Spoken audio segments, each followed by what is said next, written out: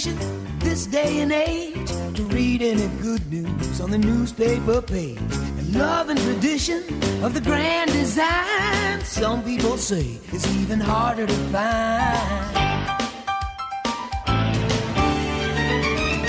All right, yeah, let's kick this off, David. I know we got a great guest that we're going to get to in a minute here. Bill Myers is a great friend of mine, expert when it comes to entitlements, SB 330, SB 9. So I know it's a hot topic now, so we'll get to Bill here in a few minutes. But David, tell us what's happening in the market. Yeah, I'll jump right in. And, like I was saying earlier, so historically, Super Bowl Sunday kind of kicks off the selling season for the year. When it comes to real estate, that's when we start to see inventory increase. It's interesting. Why? Is that just because everybody's still hungover from like the holidays and stuff? I don't know. Or the Super Bowl, that's it. The people watching Super Bowl don't want to move, until afterwards. They're situated with their big screen TVs. It takes them 30 days to get ready after they travel from the holidays. That's what just it is, about right? the Super Bowl. Just We're going to wait now. Yeah. Just about pack the Christmas tree. Exactly. Exactly. So it'll be interesting to see who wins the Super Bowl. I mean, obviously, we have a vested interest here in the Bay Area. Is that a question, really? Is that a question? Does anybody know what are the odds? Who's favored? Even. Is it pretty even odds? Pretty even, I think. No matter what the Chiefs books are say. Yeah. Chiefs are favored because of Taylor Swift. Distraction. Right, exactly. But and it can't come a moment too soon because we are so inventory starved in our market. I pulled stats today, Santa Clara County, and it's nothing new, but 390 active homes for sale. That's it in the entire county. That's single family homes, right? Single family homes, yeah. So 390 single family homes, 252 condos and townhomes. But out of those 390 active, we have 443 pending. So we have about 3.5 weeks worth of inventory, and that's it. I've got to believe that. I know we say this every year because every year we start off January, first quarter is very low. That has got to be a record. That's got to be a record. It's got to be. Yeah. Believe it or not, last 2 weeks ago you said the inventory is 362, 364. So was that 30 homes up in a month for inventory levels? Yeah, it's nothing. Well, which is interesting. I'm not to interrupt or cut into you, but I know like with our sales meeting today, we had a line out the door of agents that were promoting new listings coming on. So there's definitely an increase, which is seasonal anyways. It's just a matter, is it going to get, it's still always going to be low inventory. It's not going to get a point to where we have 1,500 homes or 2,000. Although Bill's going to be able to talk today about ways we can create some inventory, right? Create some housing to help that. But yeah, as long as we're surrounded by mountains, we're going to be limited by the amount of housing that we can build. And so it's tough out there. We're seeing listings with 10, 15, 20 offers on it, 100 people through the open house, and this is at 6% interest rates, right? Or 6.5%, and so it just goes to show that the demand for Silicon Valley, remains strong. Yeah, I agree. To put that into perspective, I think a lot of buyers have what's called FOMO, like fear of missing out. Like they're gonna lose the chance to get the lower price, and once rates drop, they'll be missing out or priced out of these areas. One of the homes in Blossom Valley that I was working on with one of my clients, it received over 20 offers, and it sold for the same price that we saw around COVID when rates were half of what they are right now. It was listed for 1.4, it sold over 1.7, and then the comps are in the 1.5s. Yeah. So we truly goes to show the pent up demand that we are facing right now. And I feel like sellers are being able to kind of starve and manipulate some of these neighborhoods. For instance, in like Cambrian areas where there's not a whole lot of properties popping up, when that one does prop up, they're pricing it to a point where it's like, okay, well, if your buyer started here at the 1.2 to 1.5, now people are purposely pricing it at that 1.499, expecting it to go higher. And they're monopolizing these areas. I agree with that, but I think that's what we see this time of year anyways, right? Like when we see that red zone for the time that the seller's going to get that 2 to 3% extra, no matter what the year's doing, February 1st through the end of May. And what happens is, you're right. This one seller lists it for 1.2, goes for 1.4. Then that neighbor's like, "Hey, Bob, do you see what Sally's house sold for? Let's list it for 1.4," and it starts creeping up on you while inventory's increasing too. But it's little inventory creates that incredible demand. Went over to a property this weekend in Cambrian. Agent's not from the area, from Sacramento. Called him. He told me that he listed the property the best that he could comp it in the area. And I said, I completely understand. I said, I know where these numbers are coming from. Obviously, I was in the open house. There was 100 people in when when I was there, where do you think it's going to go? He goes, if I can be completely honest with you, we're going to get 20 offers on this. This is going to go somewhere where it's not going to appraise, and I know I'm going to be very nervous accepting this offer. It's like, and that's it. Like, if you're not coming in all cash, you're going to have to worry about it again. What's, like COVID. what's the advice to a buyer right now in today's market? What's the advice? What do you tell them? Go ahead, Gene. G? Well, it's, if you're liking something, you can't rely on comps right now. Like, the data is lagging. You just have to go and beat the highest person that's willing to, beat the top offer, right? And that won't give you any, there won't be any reference points. I can't, I don't have a magic ball as to what someone's going to pay. Right. It's just whatever your true motivation for that property is and whatever you can afford, just put your best foot forward. And be okay with that, right? Exactly. Because it's not going to be a great deal now, but in 10 years from now, it'll be an incredible deal. Exactly. Right? So, exactly. Cool. So there's truly no way to gauge how much over the comps we should pay. It's like, it truly depends on It's how much you can afford. Exactly. And again, I mean, as agents, I think we do our best in, guiding them. Even if we're going up this high on the offer, like if for some reason it doesn't appraise, expect you need to come out of pocket with this amount. So again, before going into it, make sure that everything is listed out for them, especially if we're going in non-contingent, because in these situations, I mean, they should appraise based on the market, but you're going. Well, but like G said, they're lagging, right? And the Exactly. appraiser looks back in time, and back in time, prices were lower. And David, if what's your advice for a seller? Well, sell, right?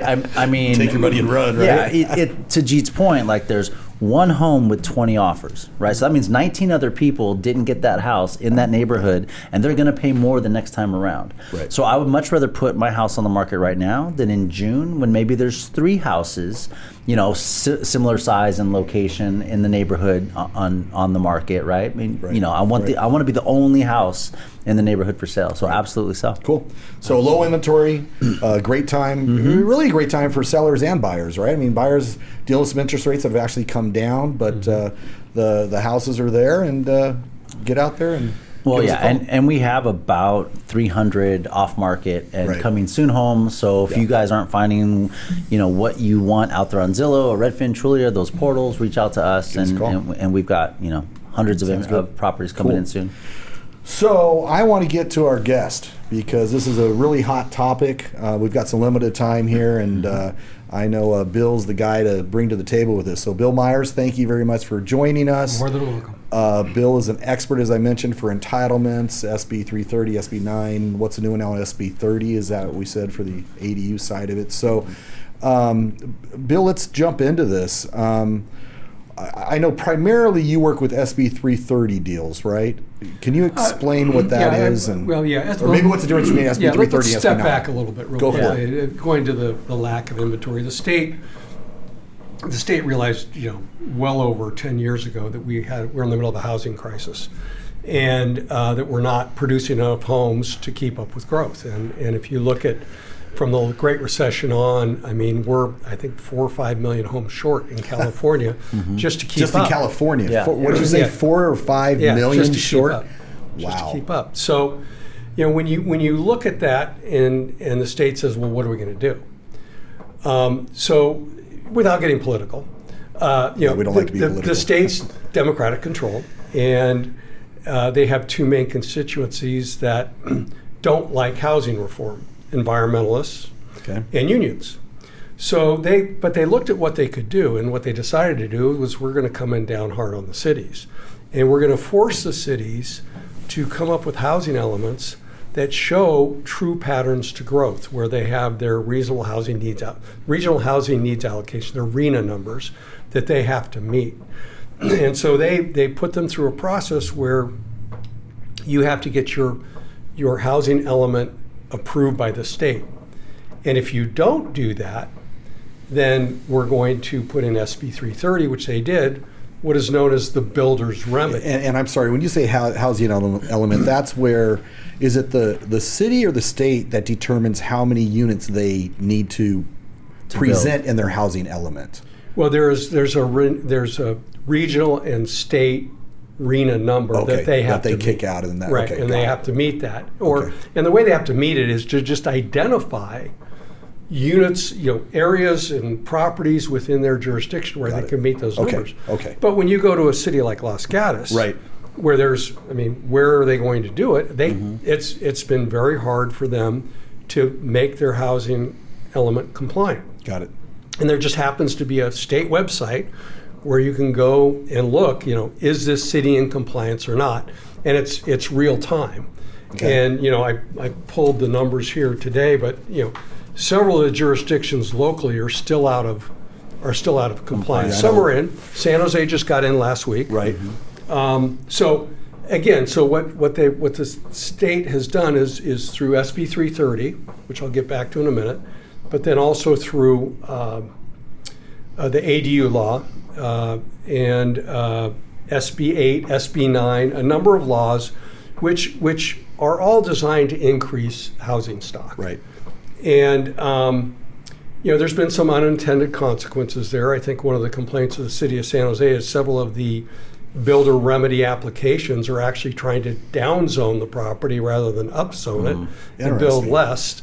The Swim and Racket Club is one that they're doing that really? on. San Jose Swim and Racket Club. It's pretty rare for a developer to bring it down instead of taking it maxing it. Well, I mean, the reality is that people still like, to the extent you get single family or now townhouses, and now where cities want 40 to 50 to the acre, from a development perspective, you can residual out a lot more at 20 to 30 the acre. So because then it's a 3-story townhouse that somebody's going to want to buy. Do people really want to live in a stacked flat? Right. We have a property up in Livermore. We're struggling through this as well now.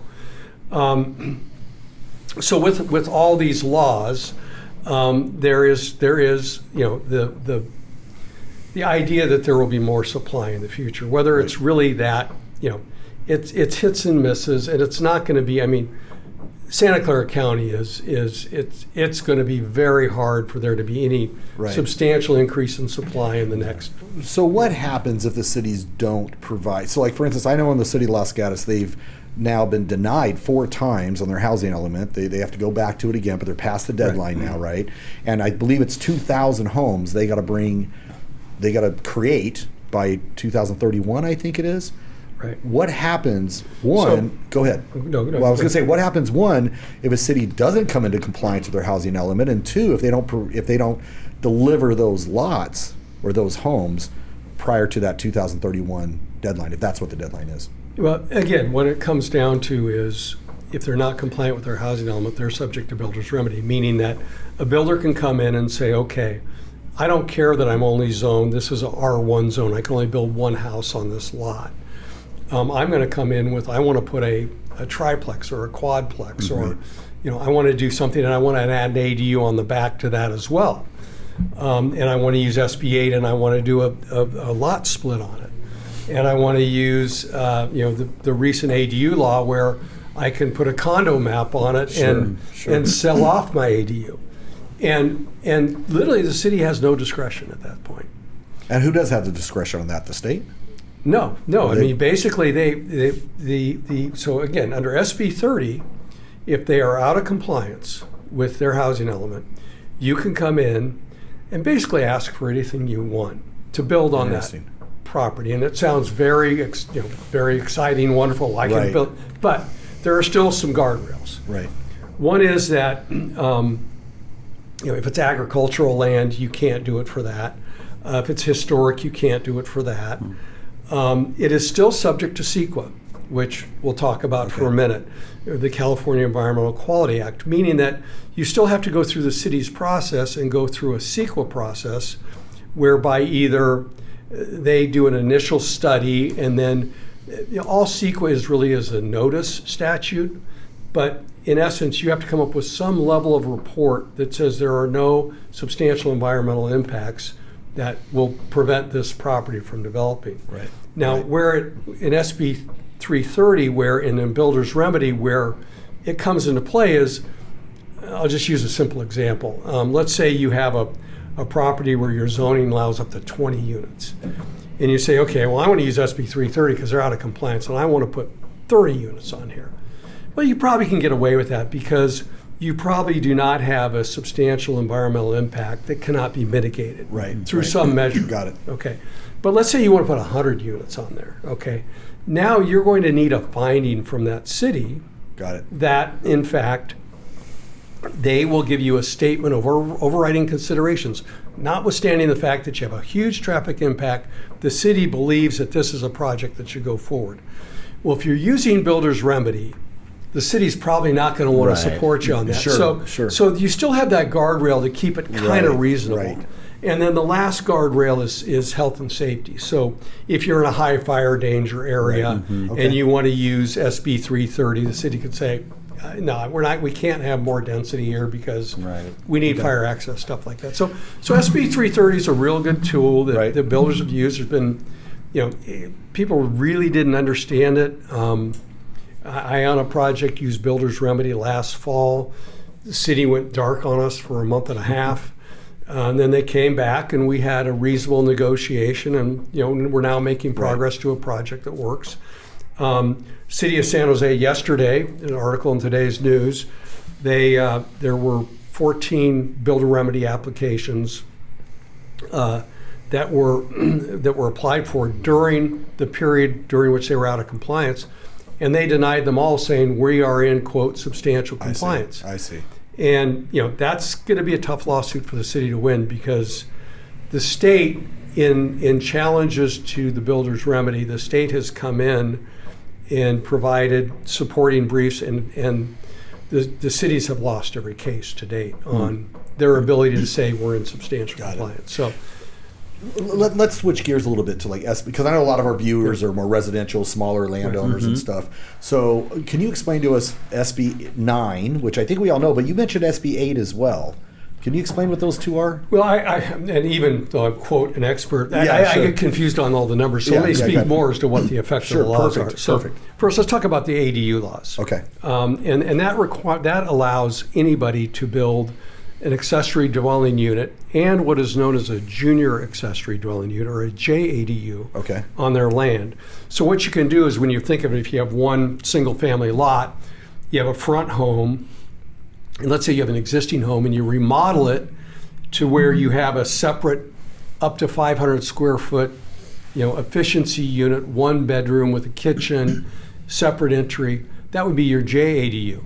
Then in addition, in the back, you can build a home up to 1,200 square feet, which would be your ADU, okay? So, and initially, well, as of January 1, 2025, there was going to be a related ownership requirement where you had to own both.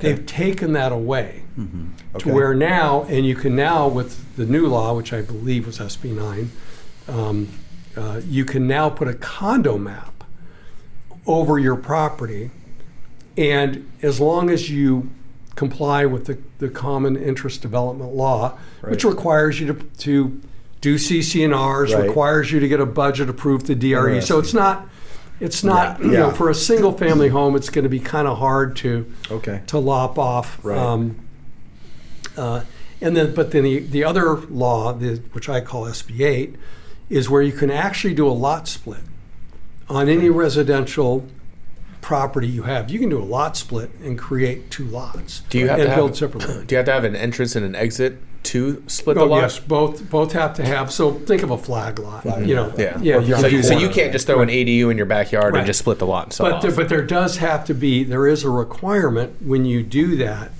There's guardrails on all this. And the requirement is joint ownership. In other words, you can't have two separate people initially, and you have to sign an intent to own it for 3 years. So you can do the lot split, wait 3 years, and then sell it off to a third party. Gotcha. But you have to have access. You have to have things like that. So there's and these are just areas where the state is trying to get in and increase home ownership and affordability. And the lots, they can be as small as 1,250 square feet. Is that correct? On some of those lot line adjustments? Yeah. Oh, yeah. 1,250. The same rules apply for the setback from a fence line of how close you can build the ADU. Well, there's actually limitations on what the setbacks can be. But it's like where it voids some of those, right? So I know this, in San Jose, if you have 4 feet. 8 foot, it's only 4 feet. Yeah. So you can really just get on top of each other. You could. Right. Yes. Right. Exactly. But then you got to look at the marketability of that too. Right. I mean, we had a client that was doing this with duplexes, and they had put 3 other units on it, and we're like, wait a minute, you just took a beautiful Willow Glen, and then nobody wants to live there. 3-bedroom, 2-bath, Right. Side, each on each side duplex, and you just carved it out. Yeah, exactly. Who's going to want to live there? Yeah. I mean, it's There is that. Right. One other thing on SB 330 two things on SB 330. One is when you do builder's remedy, you have to include a 20% affordable component. okay. So you cannot Got be you cannot take advantage of it. Is there a housing count or a unit count on that? Like SB 330 would be like no less than 10 units or something No. total? I mean, No. Okay. there's So you do no- like 4 units and one of them would have to be affordable. Exactly. Okay. Yeah. And just to confirm, builder's remedy means that you can, any land that is not approved by the city, a builder can come in and put the application in to develop Well, it. it means you can violate zoning. Okay. In other words, if it's zoned for 1 to 5 and you want to put 10 on it, you can put 10 on it. But there's variables to this too. It's Yeah. like the property that we have up on Los Robles, there's a lot of sloping on it. So slopes kind of change it, Right. environmental issues change it. So, But so if- go ahead. No, go ahead. No, I was going to say, if you've got a flat lot that's non-agricultural, say on Shannon, for example, and Yeah. it's an acre, you're pretty wide open to be able to be a great candidate for being able to do something like Right, this. exactly. Well, and that reminds me of our project on Smith.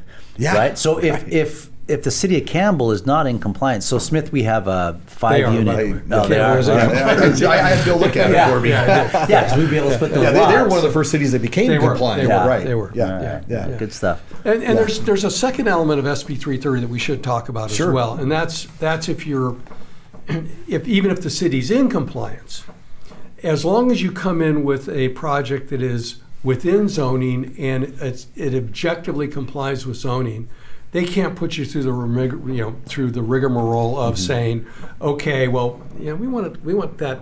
Can we see your color palette? We want salmon. We don't like that color. We want this. We want that. Well, let me ask you this. So, like in Los Gatos, I went to the housing element thing of the town council, and everybody was up in arms. All the citizens were up in arms because there's like 6 or 7 developments that prior to this would have been not even on the drawing board at all. I mean, like where they're talking the post office going 7 stories. They're talking about some of these other areas where they're just going to mass, high density housing on them. The city's really going to have a hard time with those, right? And I mean, They are, and it's really interesting to watch the reaction of the cities as you work with them on these projects because it's like I always say when you play with somebody who's never played basketball, you twist your ankle, right?